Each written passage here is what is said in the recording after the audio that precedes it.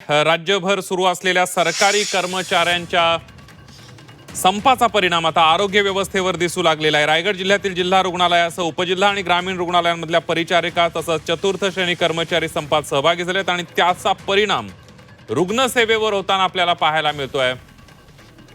सध्या कंत्राटी परिचारिका आणि स्वच्छता कर्मचाऱ्यांवर संपूर्ण आरोग्य सेवेची जबाबदारी पडली असून रुग्ण आणि त्यांच्या नातेवाईकांना मोठ्या अडचणींचा सामना करावा लागतोय।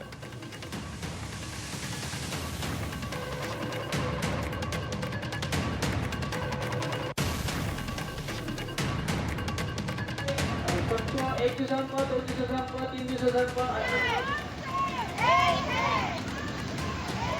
आज परिचारिका वर्ग, अधिपरिचारिका आणि वर्ग 4 कर्मचारी संपावर आहेत।